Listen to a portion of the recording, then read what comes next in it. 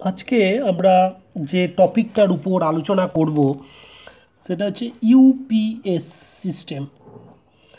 UPS system আমরা সব জায়গায় দেখতে পাই, আমাদের কম্পিউটার সিস্টেমে বা ল্যাপটপের ক্ষেত্রে ইউপিএস সিস্টেম কাজে লাগানো হয়। ওকে, তো ইউপিএস প্রথমে জানতে হবে ইউপিএস এর ফুল ফর্ম কি, হোয়াট ইজ ইউপিএস বা ইউপিএস এর ফুল ফর্ম কি। ইউপিএস এর ইউপিএস এর ফুল ফর্ম হচ্ছে uninterrupted, I N T E, uninterrupted, U for uninterrupted power supply। Okay, power supply, তাহলে ইউপিএস এর ফুল ফর্ম হলো আনইন্টারাপ্টেড পাওয়ার সাপ্লাই। ওকে, তো আনইন্টারাপ্টেড পাওয়ার সাপ্লাই মানে যে পাওয়ার সাপ্লাইটা কখনোই ইন্টারাপ্ট হবে না, মানে পাওয়ার সাপ্লাই কখনো ফেল হবে না, পাওয়ার সাপ্লাই যেখানে বন্ধ হবে না, সব সময় পাওয়ার সাপ্লাইটা চালু থাকবে, সেই রকম সিস্টেমকে বলা হচ্ছে ইউপিএস সিস্টেম। সেই জন্য এটার নাম হচ্ছে আনইন্টারাপ্টেড। আনইন্টারাপ্টেড মানে ইন্টারাপ্ট করবে না, মানে পাওয়ার সোর্সটা সব সময় অন থাকবে, সেই জন্য এটার নাম হচ্ছে আনইন্টারাপ্টেড পাওয়ার সাপ্লাই। কোথায় ইউজ করা হয় না, আমাদের যে সমস্ত সেন্সিটিভ ডিভাইস রয়েছে, সেন্সিটিভ ডিভাইস মিনস হচ্ছে computer. Computer is a sensitive device. হঠাৎ করে যদি কম্পিউটারের মধ্যে পাওয়ার সাপ্লাই বন্ধ হয়ে যায় তাহলে ডেটাগুলো লস্ট হয়ে যাবে। সেই ডেটাটা যাতে লস্ট না হয় সেই সমস্ত ক্ষেত্রে ইউপিএস সিস্টেম ইউজ করা হয়। আমাদের যে পিএলসি প্রোগ্রামিং আছে, যেখানে কম্পিউটার বেসড প্রোগ্রামিং রয়েছে, সেইখানেও ইউপিএস সিস্টেম ইউজ করা হয়। ইন্ডাস্ট্রিতে ইউপিএস সিস্টেম ইউজ করা হচ্ছে। ঠিক আছে, UPS means uninterrupted power supply, যেখানে কন্টিনিউয়াস পাওয়ার ফ্লো হবে, কন্টিনিউয়াস কারেন্ট ফ্লো হবে, কন্টিনিউয়াস কারেন্ট ফ্লো যেখানে হবে সেটাকেই বলবো আমরা আনইন্টারাপ্টেড পাওয়ার সাপ্লাই। এটা কোথায় ইউজ করা হয়, মেনলি আমরা জিনিসটা দেখতে পাই আমাদের কম্পিউটার বা ল্যাপটপে। কারেন্ট চলে গেলেও আমাদের কম্পিউটার কিছুক্ষণের জন্য অন থাকে, বা কারেন্ট চলে গেলেও আমাদের ল্যাপটপ কিছুক্ষণের জন্য অন থাকে, এইখানে ইউপিএস সিস্টেমটা ইউজ করা হচ্ছে। তাহলে একটা দেখবো যে ইউপিএস সিস্টেমের মধ্যে কি থাকবে, কারেন্ট চলে গেলেও কিন্তু অন থাকে, তাহলে একটা ইউপিএস সিস্টেমের মধ্যে কি কি থাকে। ইউপিএস সিস্টেমের মধ্যে বেসিক্যালি চারটে জিনিস থাকে ইউপিএস সিস্টেমের মধ্যে। এক নম্বর থাকে ব্যাটারি, যে ব্যাটারিটা অবশ্যই রিচার্জেবল ব্যাটারি। রিচার্জেবল ব্যাটারি, যে ব্যাটারিটা থাকবে সেই ব্যাটারিটা অবশ্যই হবে রিচার্জেবল ব্যাটারি। দু নম্বর যে জিনিসটা থাকবে, তাহলে ব্যাটারিটা রিচার্জেবল ব্যাটারি, তাহলে ব্যাটারিটাকে চার্জ করতে হবে, সেই জন্য থাকবে ব্যাটারি চার্জার। ওকে, 3 নম্বর, তাহলে ব্যাটারি থাকবে, ব্যাটারিটাকে চার্জ করার জন্য ব্যাটারি চার্জার থাকবে। আর আমাদের যে ইউপিএস সিস্টেম সেটা বাড়িতেও ইউজ করা হয়, আমাদের বাড়িতেও কারেন্ট চলে গেলেও ইউপিএস সিস্টেম ইউজ করা হয়, যেখানে কারেন্ট অন থাকে। তাহলে আমাদের বাড়ির সিস্টেমগুলো বা কম্পিউটারের সিস্টেমগুলো কি হচ্ছে না, এসিতে চলছে, সেই জন্য আমাদের ডিসি থেকে এসি কনভার্সেশনের প্রয়োজন হবে, সেই জন্য লাগবে ইনভার্টার। ইনভার্টারের কাজ কি না, ডিসি থেকে এসি কনভার্সেশন, ডিসি থেকে যে এসি কনভার্সেশন করতে পারে তাকেই বলবো আমরা ইনভার্টার। আর 4 নাম্বার থাকবে কি না, static switch. Static switch, static switch is basically SCR, যে কী করবে, সার্কিটটাকে কন্ট্রোল করবে বা সার্কিটটাকে প্রোটেকশন করবে, সেটাই হচ্ছে স্ট্যাটিক সুইচ। এখানে এসসিআরকে আমরা সুইচ হিসাবে ইউজ করব। ওকে,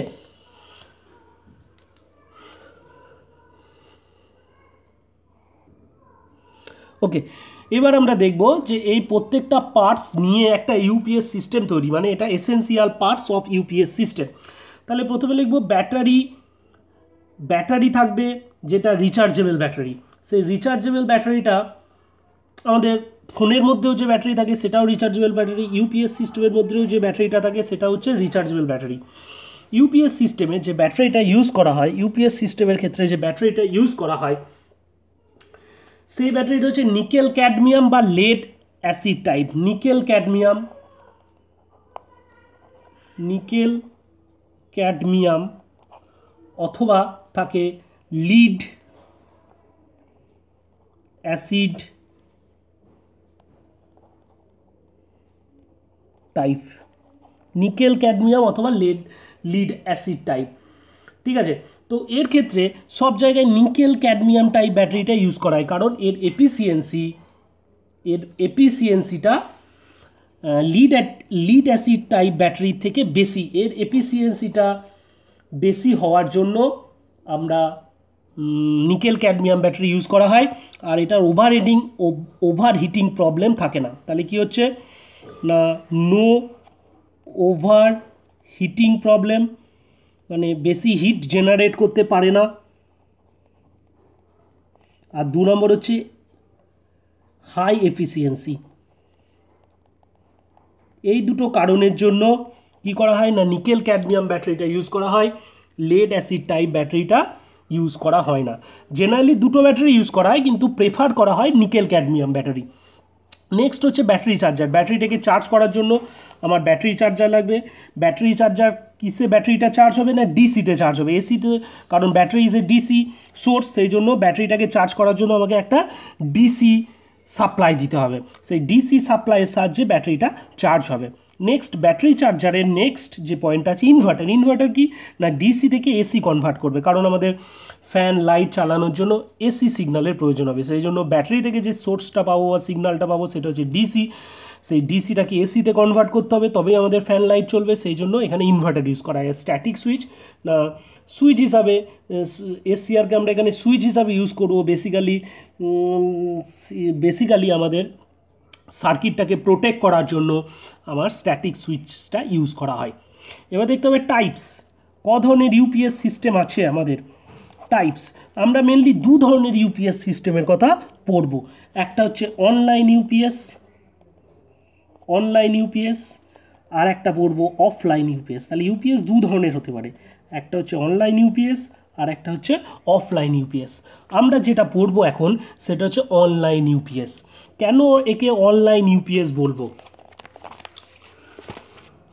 এটা হচ্ছে block diagram of online UPS system.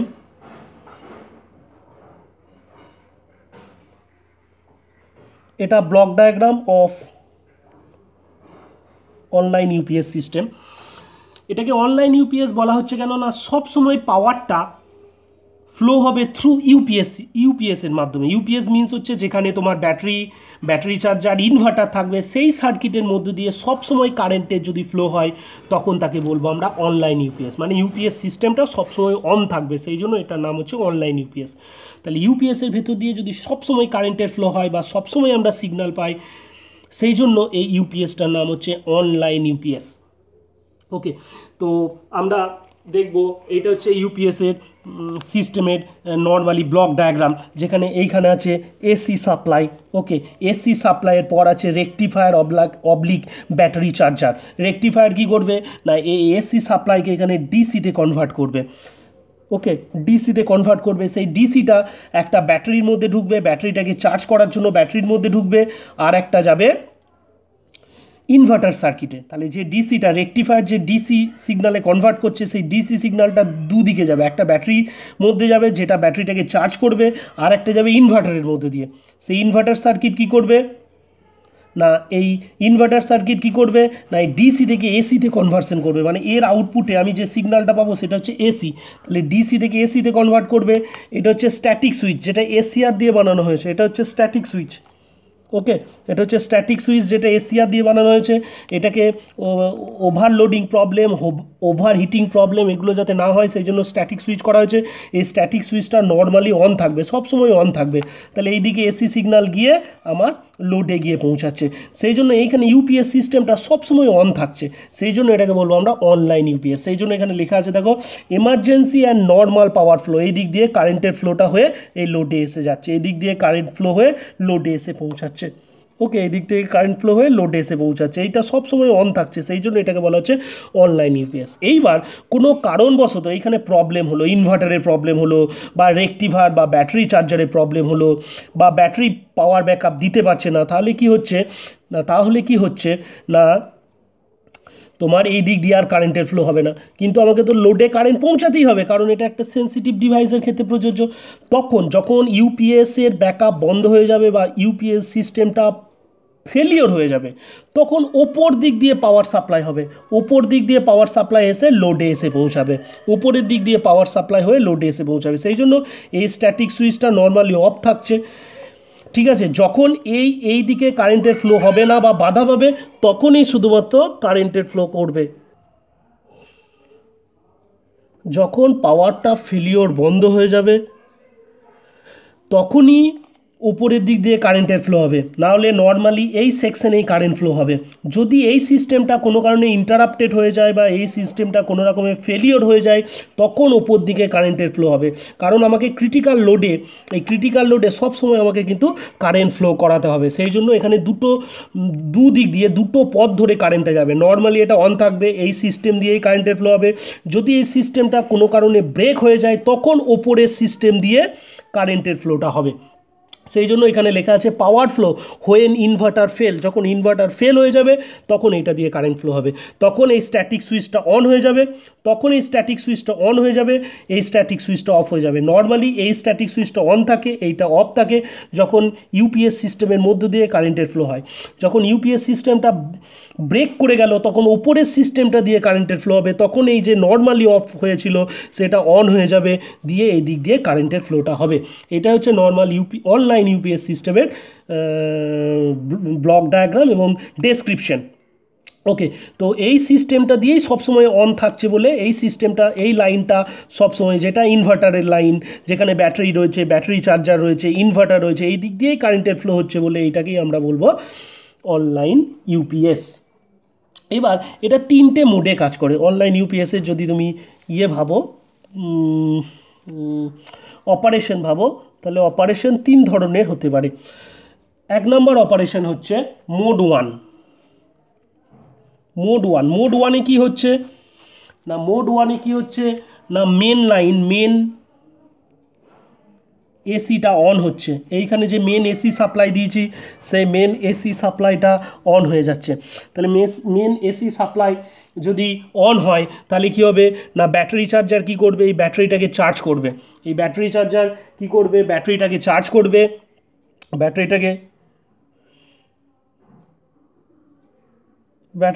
ব্যাটারিটাকে charge করবে।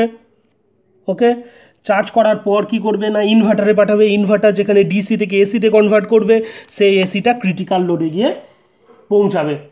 ওকে, এটা মোড 1।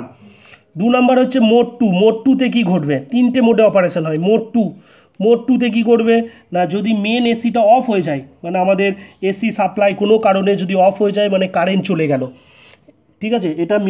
এটা হচ্ছে কারেন্ট যখন থাকলো তখন এদিক দিয়ে হলো, যখন মেন অফ হয়ে গেল মানে কারেন্ট যখন চলে গেল, তখন কি করবে না, ব্যাটারিটা ব্যাকআপ দেবে।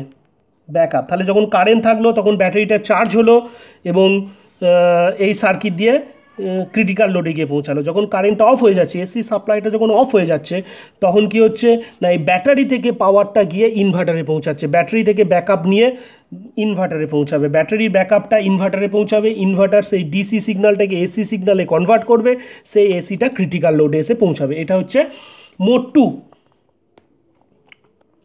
ওকে, মোড 2। 3 নম্বর যেটা হবে সেটা হচ্ছে মোড 3। মোড 3তে কী হচ্ছে না, ইউপিএস সিস্টেম যদি অফ হয়ে যায়, ইউপিএস সিস্টেমটা যদি ফেলিওর হয়ে যায়, সেটা হচ্ছে মোড 3।